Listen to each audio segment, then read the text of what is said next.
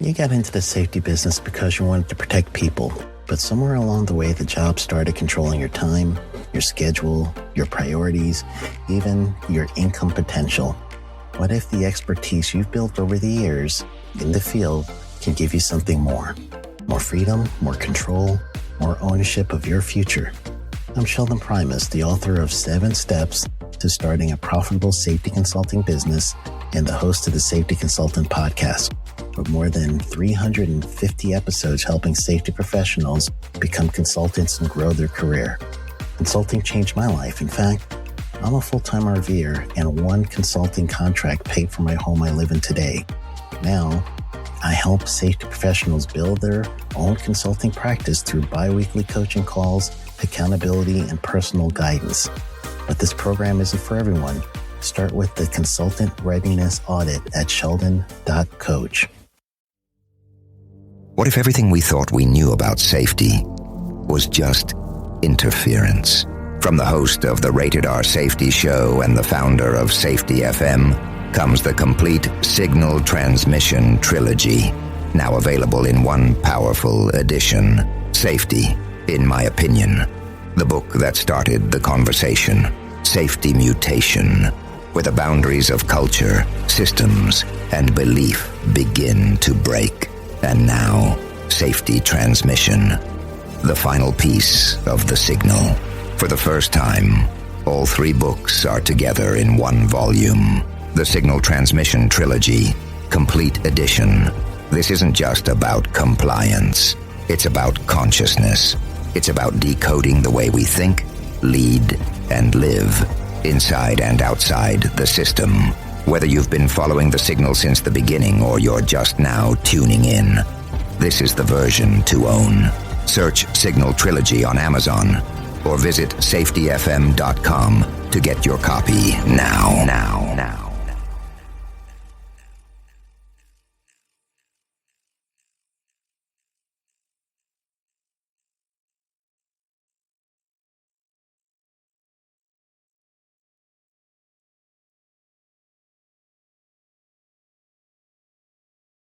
You got into the safety business because you wanted to protect people, but somewhere along the way the job started controlling your time, your schedule, your priorities, even your income potential.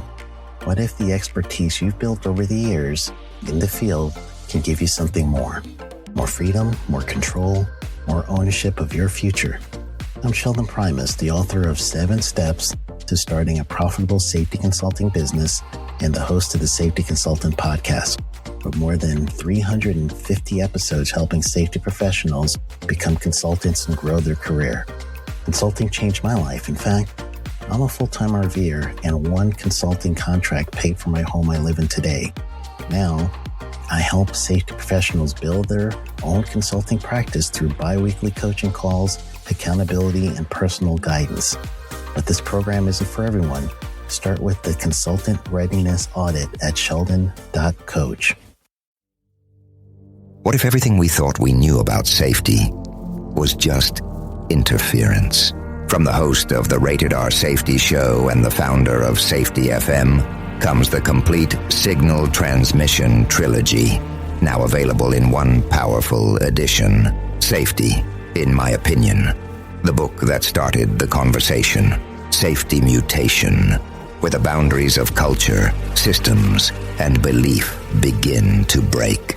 And now, Safety Transmission, the final piece of the signal. For the first time, all 3 books are together in one volume. The Signal Transmission Trilogy, Complete Edition. This isn't just about compliance. It's about consciousness. It's about decoding the way we think, lead, and live, inside and outside the system. Whether you've been following the signal since the beginning or you're just now tuning in, this is the version to own. Search Signal Trilogy on Amazon or visit safetyfm.com to get your copy now.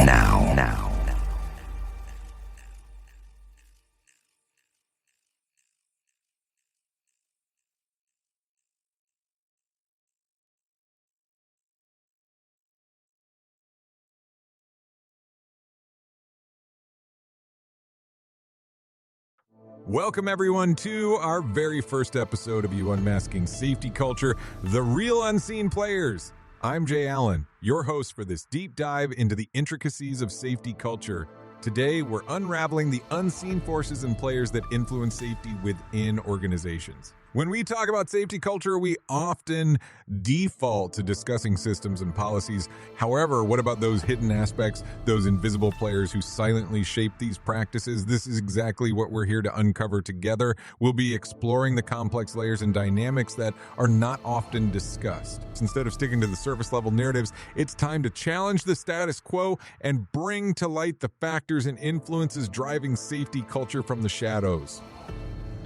Safety culture isn't just a set of manuals or guidelines. It's an evolving entity influenced by numerous unseen factors.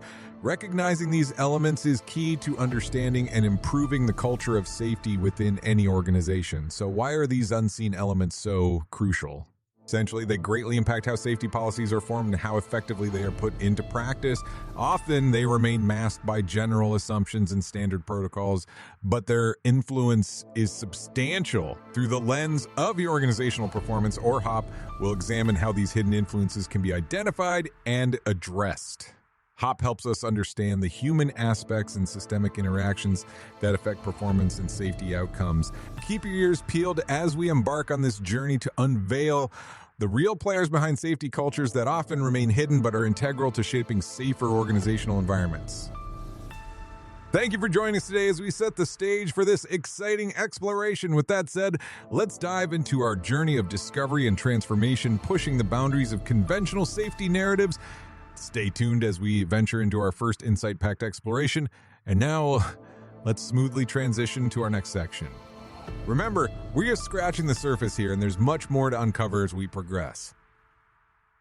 Now that we've set the stage for our exploration of unmasking safety culture, it's time to meet our first guest who brings a wealth of insight and experience in this domain. Joining us today is Samantha Jones, a seasoned safety consultant specializing in human organizational performance, or HOPE. Samantha has spent over 10 years diving deep into the intricacies of safety cultures within organizations, bringing a unique perspective that does not often make it into conventional narratives. Her role has been pivotal in altering the way organizations perceive and implement safety protocols. Samantha, it's a pleasure to have you here with us as we delve into the hidden forces and players that truly influence safety culture. Can you share a bit about your background and what led you to specialize in this field? Thank you for sharing your professional background with us, Samantha. Now, I'm curious about your journey into the world of safety consulting. It's often these personal paths that really shed light on how someone becomes passionate about a field. Could you tell us more about your personal experiences that brought you to focus on the deeper aspects of safety culture? Absolutely, Jay. It's been quite an adventure, honestly. Like many in our field, I didn't start in safety consulting immediately. My journey began when I was working at a manufacturing plant right out of college. I was in a management trainee program, and safety was merely one of the numerous checkboxes to tick off in our operations. That seems to be a common entry point for many, but what changed that initial view and led you to pursue safety consulting with a focus on culture? Interestingly, it was a significant incident at the plant that served as a turning point.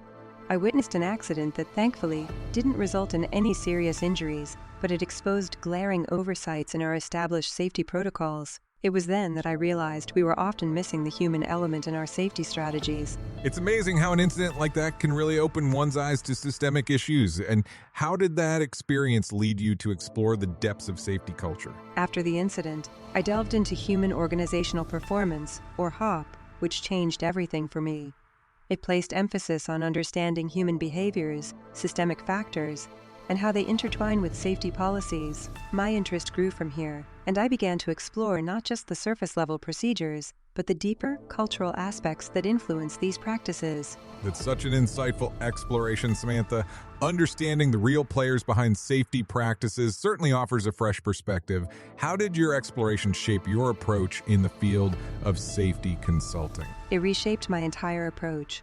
I started working with different organizations, helping them realize that a robust safety culture needs to integrate HOP principles. This involves viewing safety not just as a set of rules, but as a dynamic interplay of factors influenced by human behavior. organizational processes, and cultural attitudes. And with that realization, I'm sure you've been able to make impactful changes in the organizations you've worked with. It's indeed fascinating to hear how your personal journey and career path have unfolded. Samantha. Thank you, Jay. It's been rewarding to see organizations evolve their safety culture and recognize the unseen players or factors that impact safety.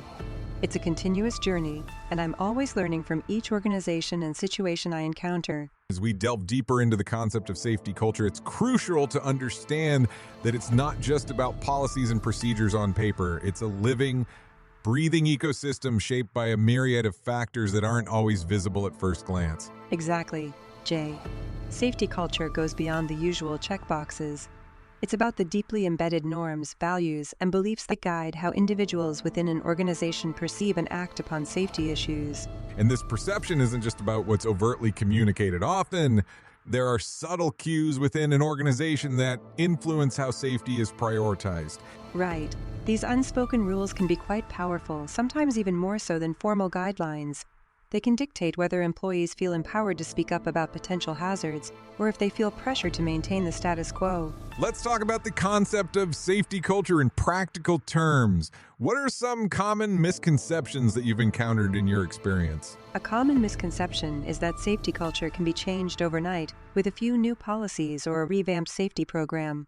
But in reality, it requires a fundamental shift in organizational mindset, which takes time and persistent effort. It sounds like it involves a continuous process of engagement and reflection more than anything else. Absolutely. It's about creating an environment where continuous learning and adaptation are encouraged. Organizations need to understand the dynamic nature of safety culture. How can organizations better identify these hidden influences that shape their safety culture? One effective approach is to engage in open dialogues with employees across all levels. Understanding their perspectives can illuminate underlying issues that might not be evident through traditional safety audits. That's a powerful insight. It seems that understanding safety culture requires empathy and active listening just as much as it does analytical assessments. Exactly. Building a robust safety culture is ultimately about fostering trust and mutual respect, and that only happens when leaders truly listen and act upon the insights gathered from their teams. This conversation about safety culture seems to tie perfectly into understanding its relationship with other factors, which brings us closer to our next topic. But before we get there, any final thoughts on this subject, Samantha? Only that organizations should remember safety culture is not static. It's vital to continually evaluate and nurture it as an integral part of achieving operational excellence. As we continue our conversation on safety culture, we now delve into the principles of human organizational performance, or HOP, and how they reveal the hidden intricacies that exist within our organizations. Notably, HOP isn't just a set of guidelines, but it's a lens through which we can view and understand the complexities of human behavior within safety systems. That's right, Jay. HOP offers a unique perspective, focusing on the system rather than the individual. It's about recognizing that human error is inevitable, and that systems should be designed to absorb and manage these errors. It's a transition from blaming individuals to understanding systemic influences. Exactly. Samantha, by shifting our focus from the notion of error as a personal failing, HOP allows us to consider how organizational structures, policies, and cultures contribute to safety outcomes. This understanding prompts leaders to emphasize learning and improvement rather than punishment. And Jay, this shift in perspective really opens up new avenues for enhancing safety. When organizations adopt HOP principles, they start to see errors as opportunities for deeper inquiry and learning. It's about being proactive rather than reactive. Amanda, I agree wholeheartedly. HOP posits that safety isn't the absence of error, but the presence of defenses. It's fascinating to see how this approach not only mitigates risks, but also fosters an environment of mutual respect and open communication within teams. Moreover, embracing the HOP approach encourages us to engage with frontline workers as key informants. Their insights can reveal systemic vulnerabilities that might otherwise go unnoticed, thus playing a crucial role in shaping more resilient safety cultures. And in this way, the principles of HOP are instrumental in unmasking the players behind safety culture. By focusing on human interactions and systemic conditions, we gain a clearer picture of the unseen dynamics at play within organizations. This understanding is crucial as we move forward to exploring other unseen forces at play in shaping safety culture. Moving beyond the human organizational performance insights, let's delve into the unseen forces shaping safety policies and practices from within. Our guest Samantha Jones has done extensive research in this field and is here to share her insights. Thank you, Jay. One of the most underestimated factors impacting safety culture is actually the organizational structure itself. Many assume it's all about leadership decisions or frontline practices, but the truth lies deeper. The way an organization is structured can often dictate its safety dynamics subconsciously. That's fascinating, Samantha. Could you elaborate on how organizational structure imposes these unseen forces? Certainly. For instance, hierarchy levels and communication channels within an organization have a profound effect. In a rigid, top-down structure, crucial safety information might not reach all levels effectively, leading to misunderstandings or compliance issues. Meanwhile, a more horizontal structure might foster open communication and quicker dissemination of safety practices. It sounds like there's a delicate balance that organizations need to strike. How do these structures impact decision-making processes? The decision-making process is often influenced by who holds the power to decide what. In many cases, those making safety policy decisions are far removed from the day-to-day operations where the realities of these policies play out. This gap can lead to policies that look great on paper, but aren't practical or effective on the ground. That's a crucial insight. It seems that aligning policymaking with operational realities is key. Can you talk about any specific mechanisms that organizations can use to identify these unseen forces? One effective approach is to establish cross-functional teams that include members from all organizational levels. These teams can provide diverse perspectives and identify gaps that might otherwise go unnoticed. Additionally, maintaining open feedback channels encourages all employees to share their insights and concerns, ensuring a more holistic view of the safety culture. That makes a lot of sense. Before we transition to our next segment, what advice would you give leaders wanting to address these unseen forces? I'd advise leaders to engage in active listening and be willing to adapt their perspectives based on feedback from all organizational levels. Encouraging a culture of transparency and continuous improvement can reveal these unseen forces and pave the way for more effective safety practices. Thank you, Samantha. As we continue our exploration of safety culture, let's start questioning the conventional narratives that often go unchallenged. Stay with us for more insights. As we move forward, let's take a moment to challenge the conventional narratives that often cloud the real contributors to safety culture. These narratives tend to oversimplify the dynamics at play within organizations, masking the complexity and the real challenges employees face on a daily basis. Absolutely, Jay.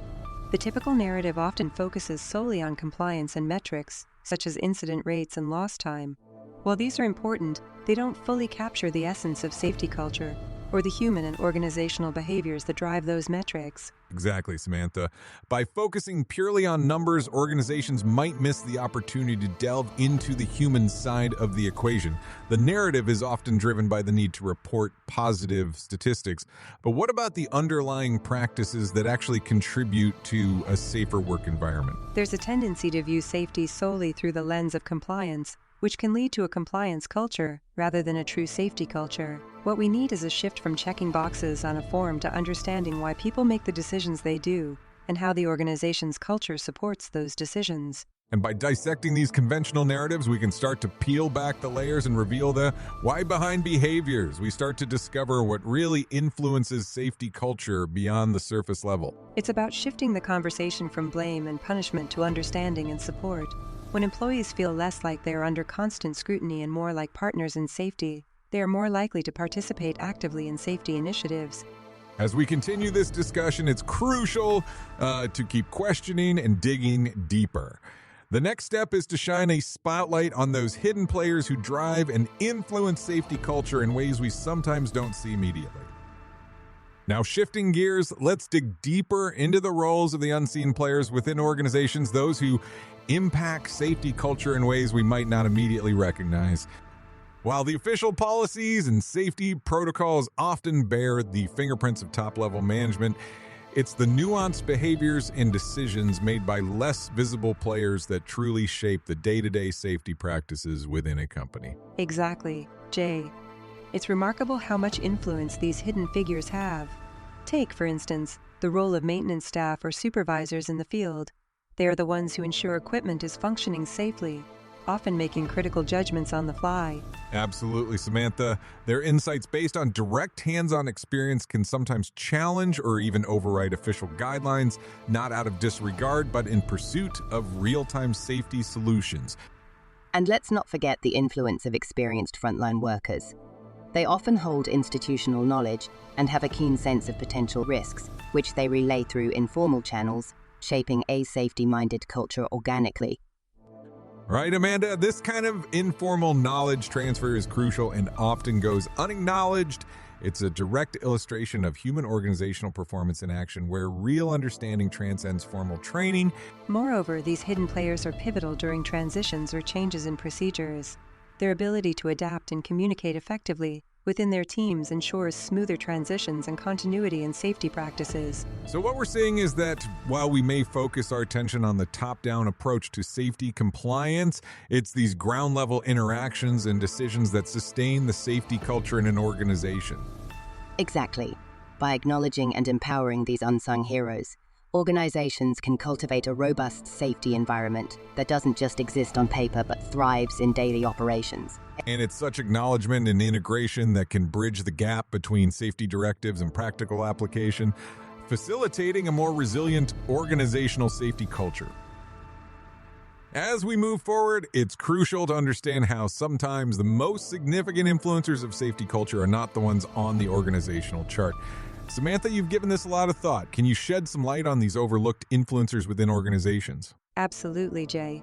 When we talk about safety culture, the typical focus is on leadership and formal roles like safety officers.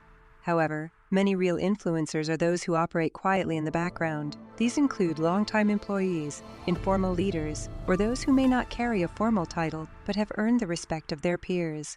Their day-to-day actions and beliefs can significantly impact the way safety measures are perceived and adhered to by others. It's fascinating, really, to consider that someone without a formal leadership role can wield so much influence.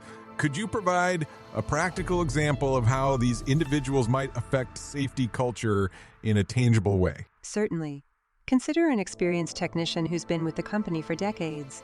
While they may not have a formal management position, their extensive knowledge and willingness to share it can influence how newer employees view and prioritize safety. If this person values and practices safety, it sets a standard among their peers. Conversely, if they're dismissive of certain protocols, it can lead to a culture of non-compliance among their colleagues. That's such an important point, Samantha. It reminds us of the human side of safety culture, how relationships and respect play into adhering to safety policies. How might organizations better leverage these informal influencers to improve their overall safety practices? Organizations would benefit from recognizing and integrating these informal influencers into safety discussions and decision-making processes. This could involve inviting them to safety meetings, seeking their input on safety policies, or even creating mentorship programs where they can guide less experienced colleagues. By valuing their insights, organizations can create more organic buy-in to safety initiatives, resulting in a more robust safety culture. Great insights, Samantha. It's clear that sometimes the people who influence safety outcomes aren't those with the loudest voices, but those with the most genuine connections and lived experiences within the company. As we prepare to delve into our next discussion, it's worth keeping these insights in mind. To truly understand how safety culture is shaped within an organization, we must look beyond the formal structures and standard operating procedures. There exists a less obvious but immensely powerful force at play, the informal network. Let's look at a case study to illustrate this point. Imagine a mid-sized manufacturing company. On the surface, their safety protocols are by the book, strictly aligning with industry regulations. But dig a little deeper and you'll discover an entirely different layer. The informal structures where the real power often lies. Take, for instance, the role of informal leaders. These are individuals not necessarily in formal leadership roles, but are incredibly influential within their peer groups. It might be the veteran machine operator whom everyone turns to for advice, or the administrative assistant who seems to have a connection with every department.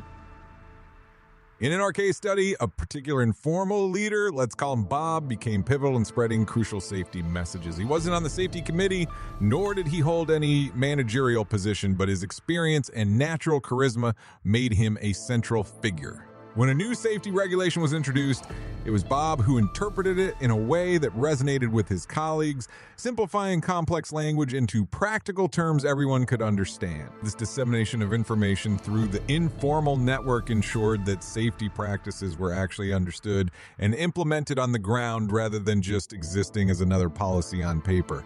But the influence doesn't stop with individuals. The network's strength also lies in its nodes and connections. The relationships built over coffee breaks, shared stories, and mutual trust. These bonds facilitate the rapid spread of information, often much faster than any formal announcement could achieve. So what does this tell us? Well, for one, it underscores the importance of recognizing and engaging with these informal networks when aiming to improve safety culture. Organizations that ignore this layer often struggle to understand why their meticulously crafted safety protocols aren't yielding the desired outcomes. As we prepare to delve deeper into the unseen facets that influence organizational safety, keep these informal networks in mind. They are just as powerful, if not more so, than the overt power structures that are usually scrutinized. Continuing from our last discussion, the interplay of power and politics in an organization is a critical yet often overlooked component that can greatly influence safety culture. As we delve into this, we begin to unravel the hidden dynamics that can either strengthen or undermine safety initiatives. It's not just about the policies we see on paper, but about who holds the power to enforce or ignore these policies. Absolutely, Jay. In my time working with various organizations, I've seen how some individuals, due to their position of power, can significantly impact the effectiveness of safety protocols. This goes beyond the written guidelines, entering into personal relationships and influence that aren't captured in official documents. Samantha, you've touched on an important point. The unofficial networks and alliances within a company can often dictate whether a safety culture is thriving or failing. How do you think these internal politics play out practically in shaping safety culture? I've observed that those in unofficial leadership roles often have more sway than their job titles suggest. For example, a respected long-term employee might have more influence over workplace behavior than even higher-level managers. This can be both a benefit and a barrier depending on whether they prioritize safety or not. That's fascinating. So it's not necessarily about job titles, but about influence and respect. Amanda, what's your take on this dynamic? How does it affect the implementation of safety practices? In many cases, I've seen formal processes being overshadowed by these informal power structures. When key influencers dismiss safety practices as unnecessary, it sends a clear signal throughout the organization. It creates an environment where following rules isn't valued over fitting in with the prevailing mindset. It seems crucial, then, to identify these hidden influencers early in any safety culture assessment. Samantha, from your experience, what strategies have been effective in navigating these political waters? The first step is often engagement. Building relationships with those unofficial leaders and involving them in the safety dialogue can help redirect the focus positively. When they advocate for safety, it naturally becomes part of everyday decision-making and practices. Engagement seems to be a reoccurring theme in successful safety culture transformations. Understanding power dynamics allows us to work with the flow of influence rather than against it. Welcome back. As we move forward from exploring the interplay of power and politics, it's crucial to address the barriers that often impede real safety culture transformation within organizations. The journey to achieving a genuine safety culture isn't a straightforward path, and many organizations find themselves hindered by various obstacles. Today, we're digging into these hurdles and what keeps them so stubbornly entrenched. One of the biggest barriers is resistance to change, particularly from those who are comfortable with the status quo. Change often threatens established norms and practices, creating a natural pushback. Absolutely, Samantha. And this resistance isn't always overt. Sometimes it's subtle, like employees nodding in agreement during meetings, but falling back into old habits once they're back on the floor. Another obstacle is the lack of communication across different levels of the organization. If leadership doesn't effectively convey the importance of a safety culture or listen to employees' concerns, alignment is nearly impossible. Right, Amanda. Communication is the cornerstone of any cultural shift. Without it, even the best policies can fall flat and become nothing more than another document collecting dust. Let's not forget about inadequate training and resources. Many organizations talk about safety, but fail to provide the necessary tools and knowledge to their employees to actually implement these changes. Inadequate training is a crucial point, Samantha. When workers aren't given the right resources or education, they can't be expected to prioritize safety appropriately or holistically. Also, metrics and incentives play a huge role. Sometimes organizations are so focused on numbers, like reducing incident rates, that they forget the human aspect, which is vital for sustaining a genuine safety culture. Great insight, Amanda. Focusing too heavily on numbers can lead to a culture of compliance rather than one of genuine care and safety. It's a delicate balance to strike. All these barriers show that transforming safety culture is more than just changing policies. It's about changing minds and hearts too. Without addressing these unseen players, real change will remain out of reach. As we wrap up this segment, we've identified key barriers to safety culture transformation, and in our next section, we'll delve into practical steps organizations can take to address these challenges head on. As we move past the barriers that often halt real safety culture transformation, it's important to consider how we can actively change the narrative. In this section, our focus is on the practical steps organizations can take to bring these hidden influencers to light. One of the first actionable steps is recognizing the human elements within your systems. Human organizational performance, or HOP, encourages us to view errors as opportunities for learning rather than punishments. This shift empowers individuals at every level to contribute to safety culture more openly. That's a valuable point, Samantha. So, how organizations begin this shift in mindset? Start by creating open channels for feedback. Encourage employees to speak up without fear of retribution. This could be in the form of regular safety meetings, anonymous surveys, or even suggestion boxes. By actively listening, organizations can uncover unseen players and influencers of safety culture. Listening is indeed crucial, but what role does accountability play in this practical approach? Accountability should be framed positively rather than as a tool for blame. It means taking responsibility for actions, yes, but also sharing stories and feedback that can lead to constructive change. This way, the focus remains on system improvements rather than individual faults. That makes sense. Can you elaborate on any tools or methodologies that might help in this process? Certainly. Regular training sessions on HOP principles can be very effective. Implementing techniques such as after-action reviews and investing in continuous education about system safety and risk management will help reinforce a culture of learning and transparency. To wrap up this section, it's clear that unmasking safety culture requires intentional steps to engage with the human elements and prioritize learning. As we shift towards our next speaker, we aim to further explore these themes. Stay tuned as we introduce Amanda Welch in the upcoming section. Now, transitioning from our earlier discussions, let's introduce our next guest. Today, we have Amanda Welch with us, an expert in organizational psychology who truly understands the nuanced layers of cultural assessments and transformations that organizations undergo. Amanda, it's an honor to have you here. Can you tell our audience a bit about your background and what sparked your interest in safety culture within organizations? Thank you, Jay.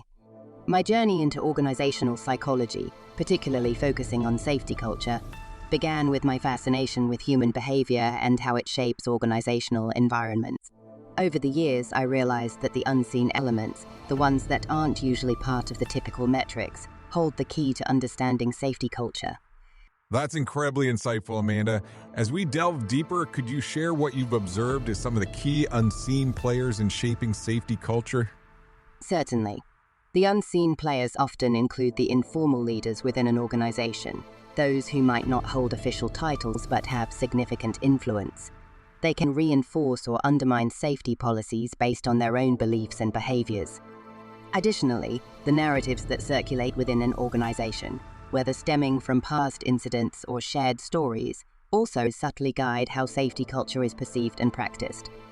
It's fascinating how these informal dynamics play such a critical role for organizations looking to address these unseen elements. What initial steps would you recommend?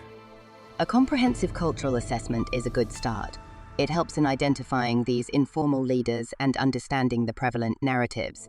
It's essential to engage with employees at all levels to gather a holistic insight into the organizational culture.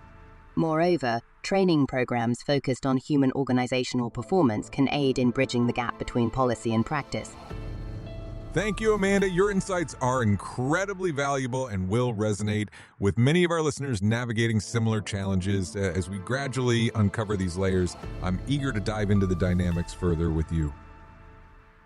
You articulated such powerful points, Amanda, moving forward. I'd love to delve deeper into those psychological factors you touched on. Can you expand on how these elements are at play within the safety culture of organizations? Absolutely, Jay. Psychology often serves as an invisible thread that weaves itself throughout the culture of safety in an organization. It's about understanding not just the operational dynamics, but also the human emotions, cognitive biases, and personal motivations that everyone from leadership to the frontline workers may have. That makes a lot of sense. Could you give us an example of a psychological factor that you see most commonly affecting safety culture? One common element is the concept of a safety climate. It refers to the surface-level expressions of the deeper safety culture. If employees perceive that safety is not genuinely valued by their leaders, no matter how many policies are in place, they'll likely deprioritize it themselves. Right, so it's almost like the organization's intent has to match its actions, and if there's a mismatch, people can sense it. Exactly. It's one thing to mandate safety protocols and quite another to see leaders walking the talk. When employees see consistent actions that align with safety policies, it strengthens the underlying culture. And when that alignment is missing, how does it affect the overall safety measures in place? It can lead to a culture of compliance rather than commitment. Employees might follow rules just because they have to, not because they believe in their importance. This mindset doesn't foster the proactive attitude needed to identify and address safety concerns before they escalate. That's a significant insight, Amanda. Understanding that psychology aspect is crucial. It's about creating an environment where safety is more than just a checklist, but a deeply ingrained value. Exactly, Jay. In the end, everyone in the organization must feel psychologically safe to voice concerns or suggest improvements without fear of reprisal. It's about being a part of a culture that values everyone's input. Such valuable insights, Amanda. I appreciate how this perspective can ultimately reshape how safety culture is built and sustained within organizations. Thank you for sharing your thoughts. Let's now pivot and explore how the human factor plays a pivotal role in organizational safety. Now that we've unpacked Amanda's insights on cultural dynamics, we shift our focus onto the human factor in organizational safety. Samantha, diving into this, how do human behaviors and interactions steer safety practices while also introducing unseen risk factors? Well, Jay, when we talk about the human factor, we're tapping into the nuanced world of human behavior and its ripple effects within organizations. Each individual's actions, decisions, and even their perceptions can significantly influence safety outcomes. For instance, a single person's choice to bypass safety procedures might seem trivial at first glance. However, it sets a precedent that can rapidly multiply across teams as acceptable behavior. That's fascinating, Samantha. So does this mean that there's an inherent unpredictability in safety due to these behaviors? Absolutely, Jay. Human behavior is complex and often inconsistent. While we can implement various structures and protocols, human interactions inevitably introduce variables that are hard to quantify. For example, an experienced worker might develop overconfidence, subconsciously overlooking minor safety checks, believing their expertise will cover them. This inadvertently introduces risk factors that aren't easily visible through a typical safety checklist. It sounds like there's a fine line between flexibility and following safety practices and the potential for such practices to be undermined by these unseen factors.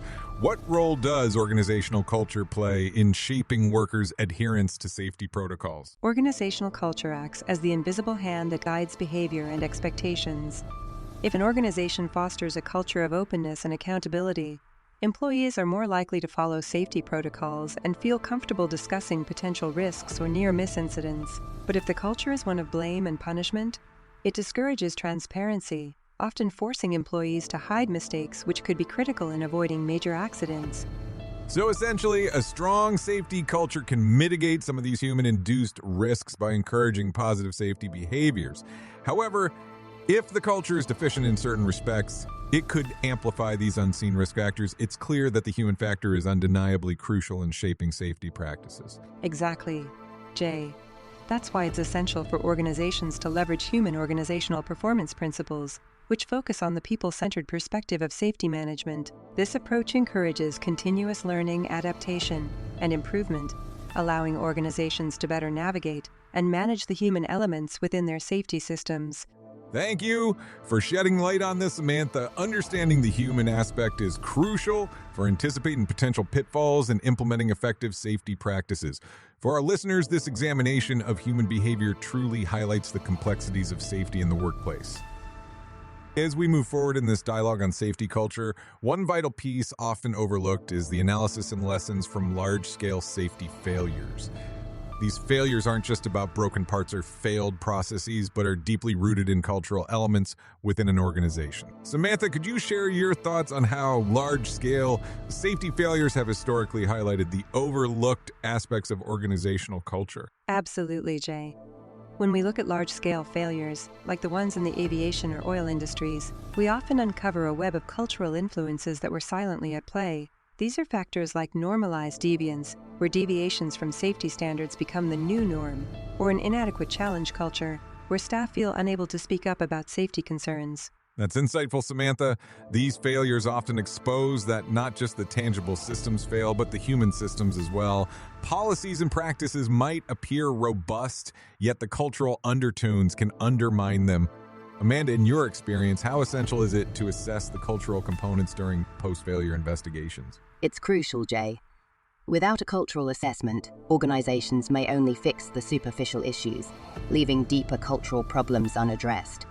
Understanding the blame culture, or the lack of ownership, can provide crucial insights into preventative strategies moving forward. This encompasses everything from frontline behaviors to the attitudes and priorities set by top management. So, looking at these incidents through the human organizational performance lens, we not only seek to understand the failures in the technical sense, but delve into the decision-making processes and cultural context that allowed them to occur. That's a great point, Jay. HOP encourages us to view these as learning opportunities rather than simply failures. This shift in perspective is fundamental in identifying unseen players influencing safety culture. It's about learning and evolving, not just pointing fingers. And Samantha, that's exactly why these discussions are so critical. As we strive to build more resilient safety cultures, understanding how to navigate these hidden influences becomes paramount. Thanks to everyone who's tuned in so far. As we've explored some riveting lessons from large-scale safety failures, we now move into a segment where we can expand upon the nuances and finer details that our listeners are curious about. We have some excellent questions lined up that dive into the specific, less visible aspects of safety culture. Human organizational performance surely offers a thick lens to view things, doesn't it, Samantha? Absolutely, Jay. Human organizational performance, or HOP for short, is an enlightening perspective because it shifts focus from blaming individuals to understanding and improving the systems they operate within. Great point, Samantha. One of our listeners asked, can you provide examples of unseen players who significantly influence safety culture? Amanda, what do you think? Certainly, Jay. Often, it's the frontline workers and mid-level management who are the unsung heroes. They offer invaluable insights into practical safety solutions because they're the ones directly engaging with the safety protocols on a daily basis. That makes a lot of sense. So when we speak of these unseen players, it's not just those informal leadership roles that we're referring to. It's broader than that. Exactly. And understanding their perspectives and experiences can lead to a more realistic and sustainable safety culture. Now, the query came in about how we can better integrate these unseen players into the overarching safety narrative of an organization. Any thoughts, Amanda? One approach is to involve them in designing safety protocols. Their day-to-day experiences are critical in shaping policies that are not only enforceable but also palatable and practical. Such collaborative efforts could indeed transform the nebulous concept of safety culture into a tangible, lived experience for everyone involved. Samantha, would you like to add on that? I'd just say that the more we can bridge the gap between policymaking and the lived realities of the workforce, the stronger our safety culture becomes. Thanks, Samantha and Amanda. It seems by engaging all levels of organization, especially those often overlooked, we could see transformative results in safety culture. We still have more ground to cover as we continue this enlightening dive into safety culture and the role of unseen players. Let's transition now to more of your questions and broaden our insights even further. As we move towards the close of today's episode of Unmasking Safety Culture, the real unseen players, it's essential we reflect on the insights we've gathered.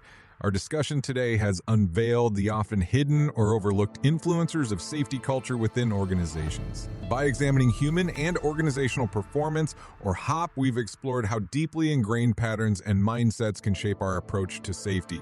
We've heard from experts who have challenged the status quo and pointed out areas that need our attention. It's been enlightening to talk about how our perceptions of safety are shaped by a complex interplay of organizational practices and human behavior. HOP allows us to see beyond the surface, emphasizing understanding over blame. Absolutely, Samantha. It's about fostering a culture that not only reacts to incidents but prevents them through a deeper understanding of human factors. The ultimate goal is a more resilient and adaptive safety culture. Thank you, Samantha and Amanda, for delving into these vital topics with us. The insights you provided today encourage us to rethink how safety is managed and measured in our organizations. As you, our listeners, reflect on what we've discussed, think about your own organization and its safety culture. Who are the unseen players in your environment, and how can their roles be leveraged or redefined for better safety outcomes? Take these thoughts back to your teams and challenge the existing paradigms. The change doesn't happen overnight, but it begins with awareness and willingness to explore beyond conventional safety measures. Before we wrap up, just a quick reminder, safety is a collective effort and everyone's role is crucial. Join us next time as we continue to unmask the forces shaping our work environments and driving change. Until then, stay safe and stay curious about the hidden dynamics at play in your workplace. You got into the safety business because you wanted to protect people, but somewhere along the way the job started controlling your time, your schedule, your priorities, even your income potential.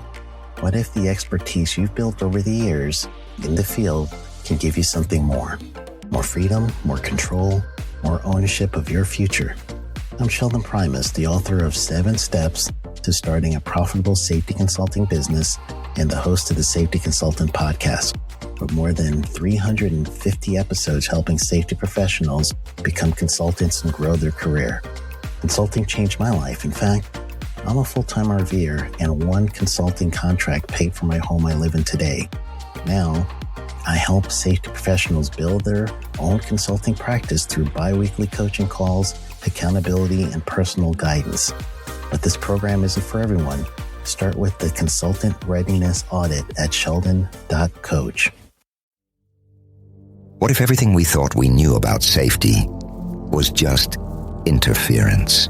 From the host of the Rated R Safety Show and the founder of Safety FM comes the complete signal transmission trilogy, now available in one powerful edition. Safety, in my opinion, the book that started the conversation. Safety Mutation, where the boundaries of culture, systems, and belief begin to break. And now, Safety Transmission, the final piece of the signal. For the first time, all 3 books are together in one volume. The Signal Transmission Trilogy, Complete Edition. This isn't just about compliance. It's about consciousness. It's about decoding the way we think, lead, and live, inside and outside the system. Whether you've been following the signal since the beginning or you're just now tuning in, this is the version to own. Search Signal Trilogy on Amazon or visit safetyfm.com to get your copy now.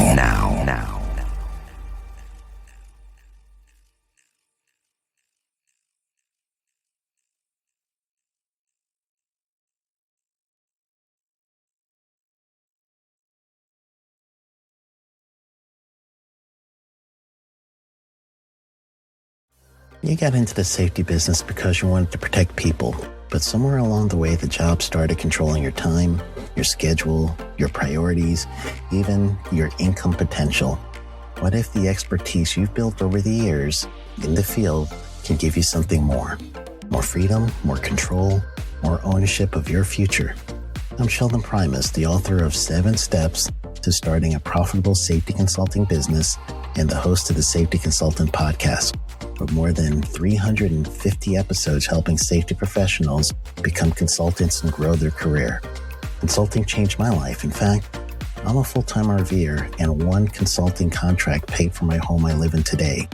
Now, I help safety professionals build their own consulting practice through bi-weekly coaching calls, accountability, and personal guidance. But this program isn't for everyone. Start with the Consultant Readiness Audit at sheldon.coach. What if everything we thought we knew about safety was just interference? From the host of the Rated R Safety Show and the founder of Safety FM comes the complete signal transmission trilogy, now available in one powerful edition. Safety, in my opinion, the book that started the conversation. Safety Mutation, where the boundaries of culture, systems, and belief begin to break. And now, Safety Transmission, the final piece of the signal. For the first time, all three books are together in one volume. The Signal Transmission Trilogy, Complete Edition. This isn't just about compliance. It's about consciousness. It's about decoding the way we think, lead, and live, inside and outside the system. Whether you've been following the signal since the beginning or you're just now tuning in, this is the version to own.